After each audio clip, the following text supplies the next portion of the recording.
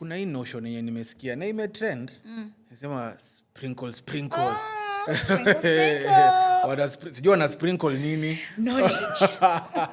Coins.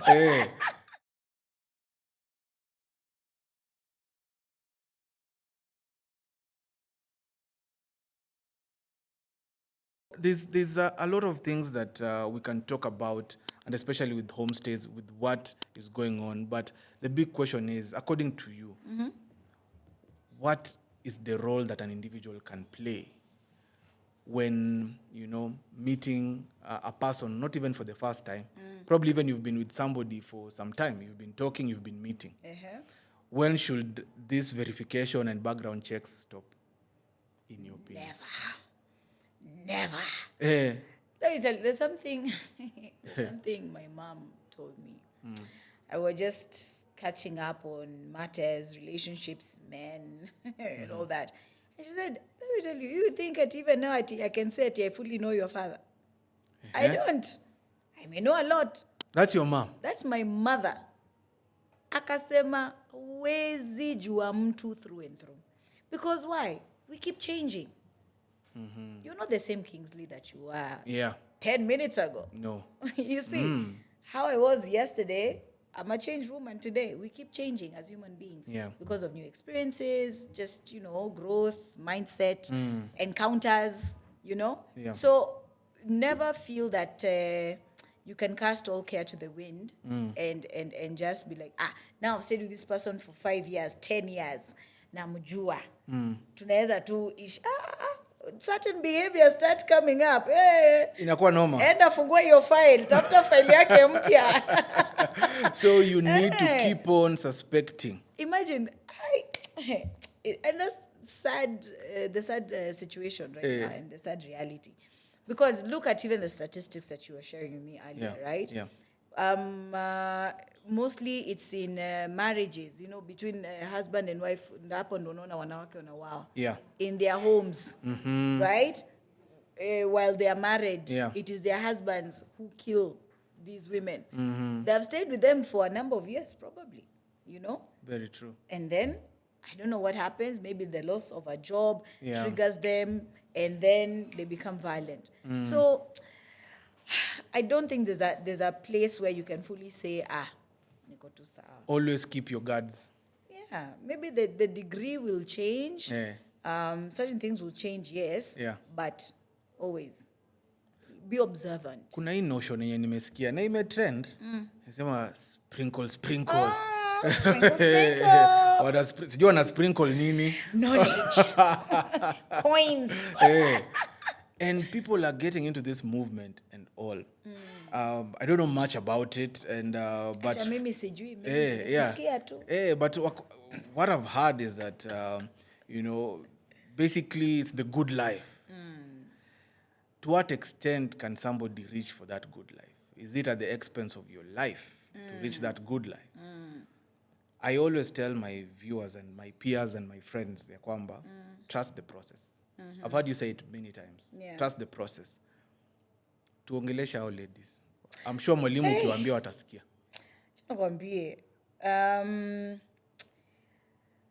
I'm always trying to look at two scenarios, when it comes to speaking to ladies.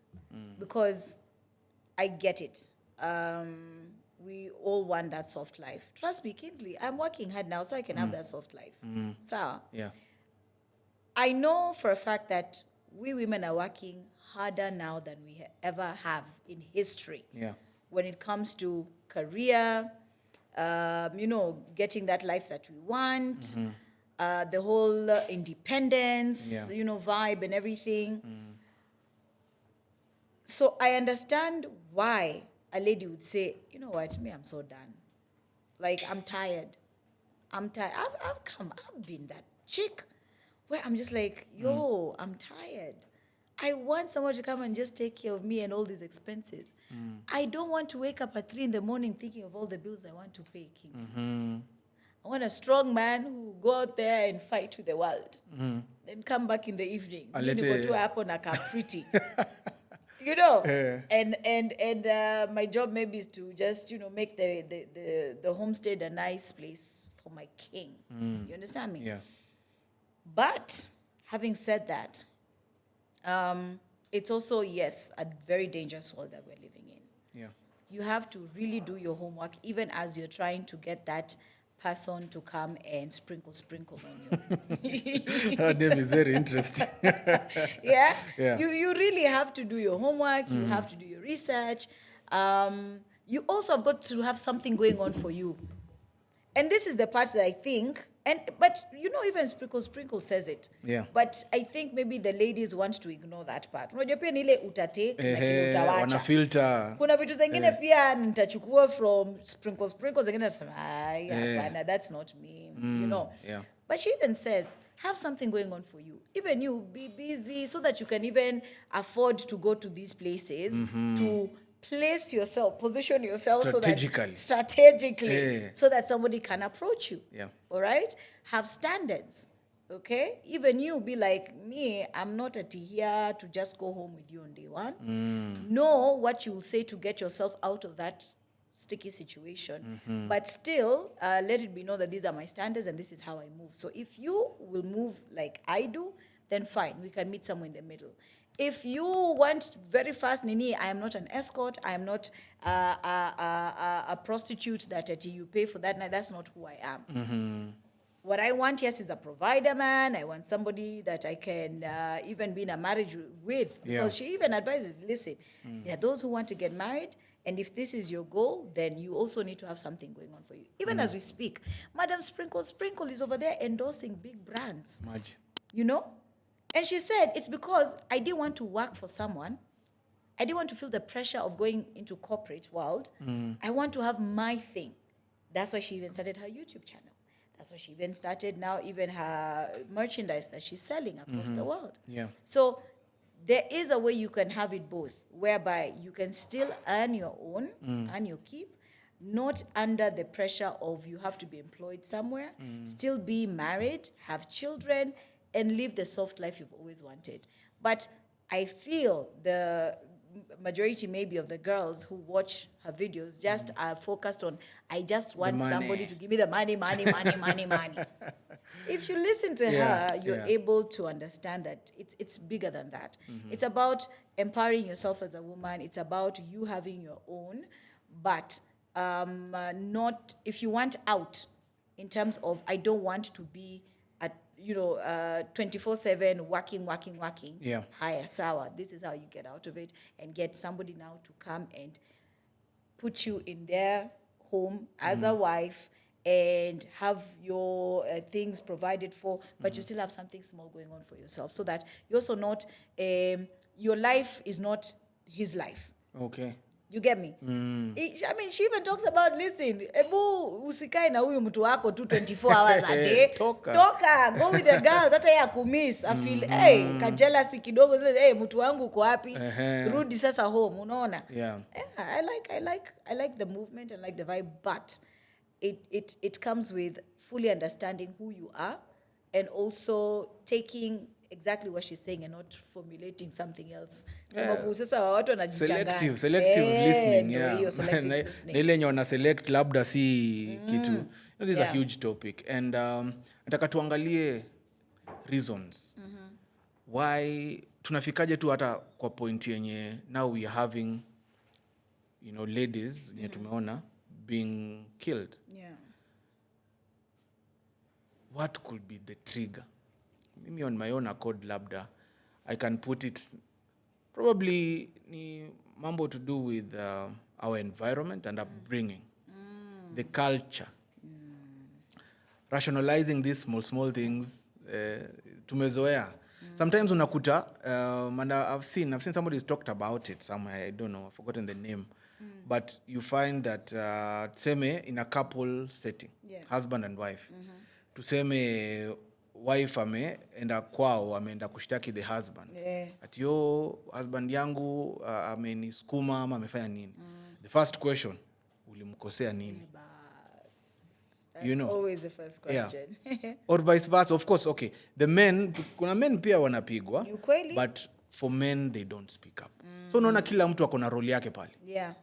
For me, I think one of the reasons is probably the upbringing and the culture. Yeah. We are letting these small ills to really, accumulate to a point where now inakuwa ni vigumu kuitoa kama a certain character. Because imekuwa deep rooted sasa. Imekuwa deep rooted. Shika mizizi kabisa. Na inakuwa ni vigumu sana kutoa. When somebody grows up as a child and sees that their father or their mother is being treated in a way that is not human. Yeah, even being spoken to. Yes. Even those words. Yes. Because words now lead to action. Inaanza kwanza na verbal abuse pale, unaona kwa hivyo ni kawaida unaweza tusi mwanamke ama mwanamume pale kwa nyumba. And you get away with it. Na anatoka na hivyo tu ndo ataanza kutusi watu online, aanze kutusi watu mademu huko nje. So it's the culture. Ina make sense hapo kwa culture, isn't it? Kabisa. Because unaona, I really look at how, and I'm not saying that we have a culture of male chauvinist or feminist. I'm looking at a culture where we are not getting the in-betweens. We're not getting that balance. The balance where we are saying that this is the threshold of, this is the far I can reach when it comes to addressing this issue. Because this is a very sensitive topic we're talking about. Yeah. So the culture that we need to be looking at right now is a culture whereby we say it as it is, but at the same time say it candidly but respectfully. Yeah. Sometimes, as you said, communication is really key. How you communicate information can really dictate how it is perceived by the other party. Very true. And we haven't yet built a culture where we communicate effectively. Practical example. Umeenda na unataka kutuma mtoto aende kwa duka. Yeah. We've seen this trending video yenye mtoto ametumwa nisaidie mkati ya family na mayai mbili. Akasema nipe mayai ya family. We were also na mkate mbili. You get. So how you interpret information is really key. Yeah. For me, naona communication from the family setting. What we communicate really dictates the kind of generation that we bringing up. It's true. Ukiongelesha, when you go to a zoo, nasitaki kusema ati Tarzan ni movie too. I watch cartoons and I love the movie Tarzan. Tarzan was in the movie. Alikuwa brought up in a jungle. Yes. And what happened? Hakuwa amejua miguu zake ni za kutembea. Yeah. Alikuwa anatembea na miguu na mikono. Why? Because of that environment. So if we change the kind of environment that we live in, it can pretty much dictate the kind of generations that you're bringing. That's true. Yeah. It's while you were speaking, something came to mind. Yeah. That when it comes to even kids, right? Yeah. And how they are pale kwa playground. I have a son, and there have been instances whereby the girls have gotten a bit rough. And you'd expect it's the boys who are rough, right? So what happens in the instance where the girl is the one who pushes the boy? Normally, we'll tell him, wacha tu, wewe, ondokea. Yeah. Sindio? Yeah. This girl is not going to be reprimanded. She's not going to be told, no, you can't do that. And I know many of us always think that it's from the boy to the girl when it comes to this violence and everything. Yeah. But let me tell you how now it comes the reverse. Because if, in this case, this boy all the time akipushiwa na msichana, akiwa bullied, anatemewa mate, anafanyiwa vitu zingine, na kila time anaambiwa, hey, boys are not supposed to react. Boys are not supposed to hit back, obviously. Boys are not supposed to push back and be, aggressive towards girls. It gets to a point, it builds up. From a young age. From a young age. It builds up, ile time ingine niliachilia yule akanifanya hivyo. Tena huyu mwingine. Every time it's always me taking that high road, isn't it? Then what's going to happen when they're teenagers? And now the testosterone is on a high. He's going to retaliate. And with a much extreme force than what probably the incident is about. Because of what? Ameshikilia ile hasira over the years since akuwe nini? Mtoi. And now anasema enough is enough. Alafu, before you know it, rage, anger, all these things, blinded by all that, can end up now doing all manner of crazy and very bad things in hurting this person. Because amesema enough is enough. So, now in that instance, and we really need to have these honest conversations, Kingsley. Yeah. Because again, I'm a girl, yes. And I will never stand for, men killing women. Yes. Right? Yeah. But at the same time, why the men are angry needs to be looked into. The why. Maybe by the time this guy is hacking this woman, amemchukia na si yeye, ni all these years of anger and hatred. In a pile up. Yes. So if you look at, again, like what you're saying, pale nyumbani, what are we communicating to our children? Kingsley, gone are the days where we just say, if a girl does this to you, look the other way. Yeah. No. I'm not saying tell your son to retaliate, but I'm saying have a conversation with the parent of the girl. And tell her, or tell the mother or the father, listen, this is what happened. This is what was reported to me. And let it not be shunned away from boys speaking about what is happening pale kwa playground. Yeah. That this girl said some mean things to me. This girl pushed me and I didn't like it. This girl was, amenitemea mate, amenipiga, amenislap. Because it does happen.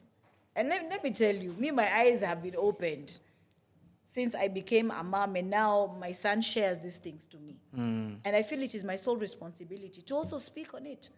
And I did have a conversation with him. I told him, you know what I'm afraid for you is if these instances happen quite a lot, you'll start being angry. And slowly by slowly, you'll start hating women, girls and women. And then you'll take it out in extreme force when somebody will not even have deserved that rage. Yeah. So you need to, whenever it happens, let me know. And then I need to go and speak to the parent and be like, you know what, we know girls are delicate, but girls are also children. Yeah. And they may do some things they're not supposed to. Speak to your girl. Please arrest this situation.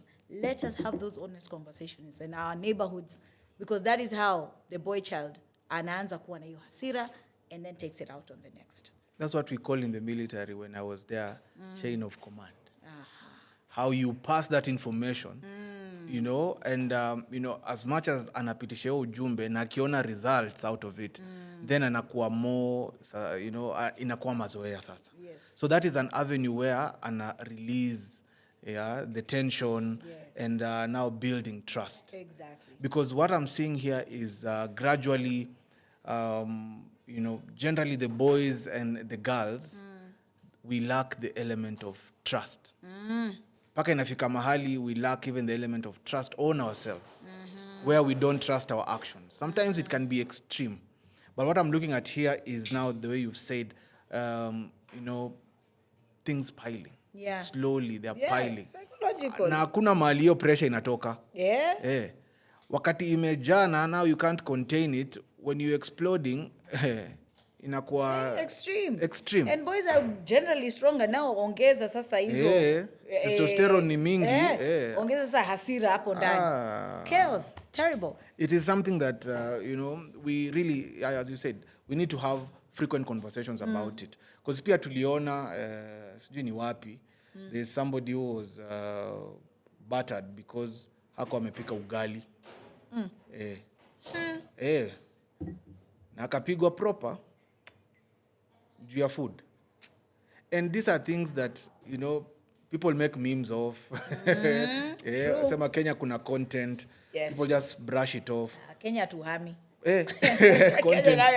Content imejaa. Yeah. But now how do we now work on it slowly and steadily to make sure that we indeed are building a generation where people are, open, but they're communicating clearly what needs to be done. Yeah. We've highlighted on levels of protection. Tumeangalia vile our individual roles should be. Starting off from when you're going to these blind dates, we're in the month of love, the month of February. Let's look at when you have known somebody for some time. And, tuseme mmoja ako kwa hii county, mwingine ako kwa county nyingine. My long distance. Hey, can never be me. Huyu amesema hii weekendi ama kwa sababu we are in the month of love.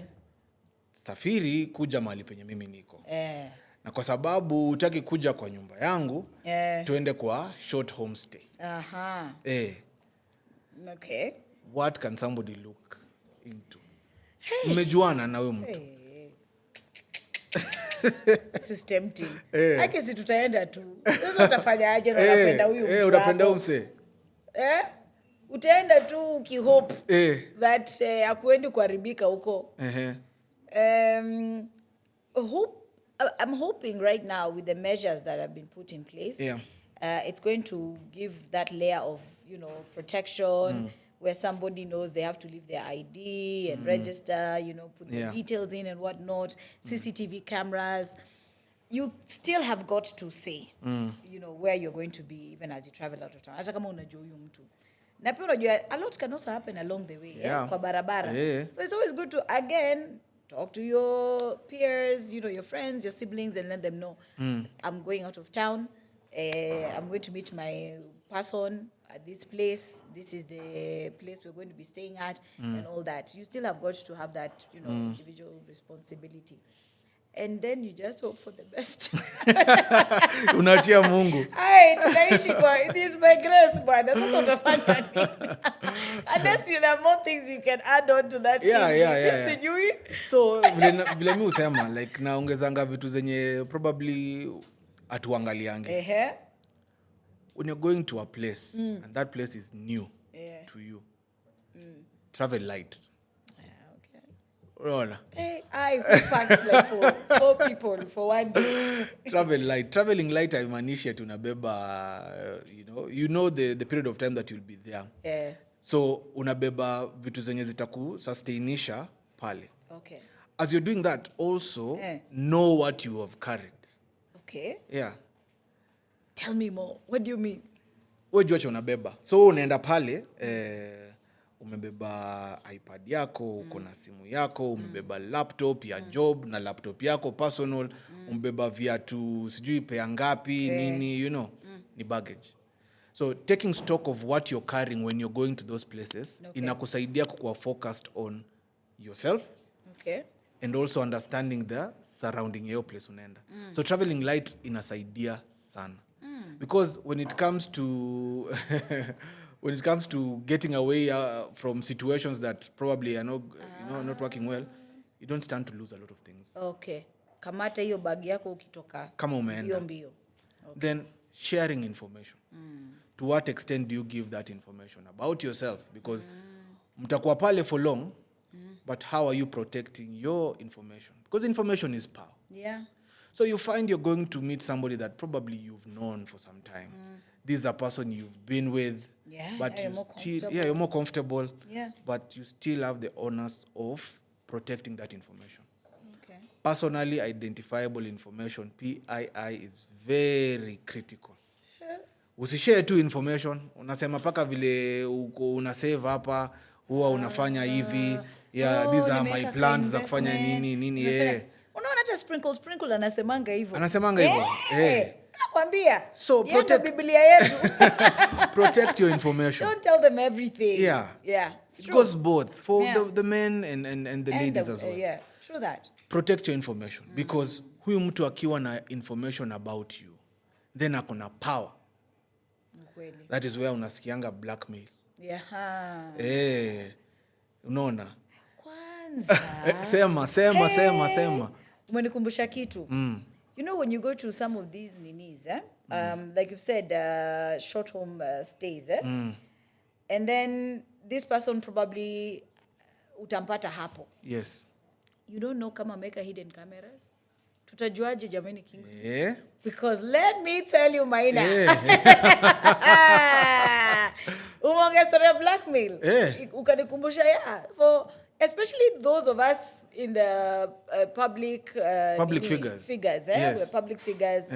Of course, kuna wale ambao wanaona, this is my chance to now get, intimate photos, videos, compromising situations. that I can now use to either, sometimes it's just so that she never leaves me, right? And sometimes it's for money. What do we do? How can we tell jamani? Nianze kuangalia through, niangalie corners kama kuna hidden cameras, nanny cams. Basically, nilisema paka ukwe na leverage. As much as wanasemanga get out of your comfort zone, when it comes to safety and security, you need a place where you're comfortable. Because that is your personal responsibility. Yeah.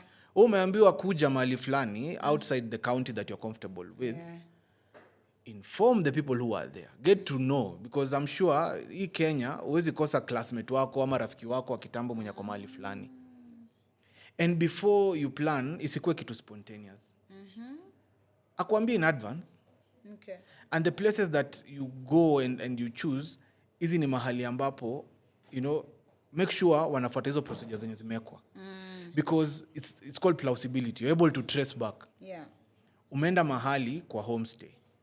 Na hiyo mahali hiyo mtu ameweka hidden camera. In case anything happens, then that facility is liable. Yeah. And that is why the government was saying that ni muhimu sana uweche, pass through those checks and all that. Definitely uwezi ingia kila saa una sweep for cameras, because number one, it's expensive. Number two, sio kila mtu anafanya hizo vitu. Try me. Yeah. I think I need to have a kit. Wale, ile mna switch off lights, mnaangalia tuna neon lights. But kuna hiyo mambo na GDPR, the data protection and all that. Inasaidia. People think you only report incidences that are physical in nature. Yeah. Intellectual property. Somebody taking your photo without your consent is a criminal offense. And people need to understand that. Yeah. So wewe umeenda hiyo Valentine's yako kwa homestay, but you need to understand ya kwamba wewe ndio utaamua kujiweka in a position of power ama wewe ndio utajiweka in a vulnerable position. So be very clear on the kind of areas you will allow yourself to go. Yeah. Na sisemi ati sasa unakuwa mgumu sana, unakuwa choosy and all that. Mimi nakuwa choosy mbaya. In fact, I am the one to pick. Not you. Me, let me pick. Let me be the one to pick where we're going to stay. That can work. Yeah. That can work. So at the end of it all, it is all about leverage. Buying yourself leverage so that you're putting yourself into a position where you are, number one, aware of your surroundings. Yeah. Number two, you are in charge of your own safety. Got it. So umeona mambo ya kusweep hapo hivyo hakuna. Then the reason why nilikuwa nasema travel light. Keep your valuables secure. So uko na bag 3 na unaenda mahali tu for one day. Umebeba zile travel bags 3. Ni ngumu, si ndio? Nothing for me direct bwana. You're not even trying to cut through corners. Lazima tu hit hizi points direct. So lazima umake sure kwamba your valuables ziko in check. Yeah. There's this habit of people leaving their valuables behind every single day. Akira ID, passport, pia, Viatu, manguo. Yeah. These things can really bring you into trouble. Okay. For example, uko kwa hiyo homestay. Ulienda ukaacha t-shirt pale. Mtu mwingine aje kwa hiyo homestay. Yeah. And then an incident like the one that happens. Watapata t-shirt ya nani? Yako. Wakati wanafanya DNA forensic, sini yako bado itapatikana hapo. Placed you on the scene. Oof. And that is why everybody has a role to play. Mbona vile hii topic ni wide? Hii topic ni wide. Yeah. So lazima tu understand ya kwamba kila mtu ako na role yake ya kucheza. Well understood. Damn. We're about to be very, very untrusting. It helps. As women. It helps. So everyone is a suspect. Suspect everybody. Stranger danger. Yeah. If there's anything that, you can pick from this conversation is stranger danger. Okay. Understand. And remember, stranger si ati mtu meet for the first time. A stranger can be that person you've been with for the rest of your life. And as a stranger because their character can become, unlike them. So you need to understand them and create a pattern of your own measures. That way unajiweka in a position of power, in a position of accountability. And that's what we're talking about. Awesome. We're approaching Valentine's. Yeah. and people want to go out on dates. Wale wa chocolates washaanza ku budget wa maua and all that. Spend on us, please. Blind dates. Saizi watu wako kwa mitandao. Yeah. And you know that is like a huge sea where, you know, anybody can cast the net. Yeah, that's why it's called the World Wide Web. So unakuta you can find easily, you know, predators. Yes. They're out there. And they're able to use social media or whichever form of communication through the internet to get, you know, unsuspecting ladies and even men. Yeah.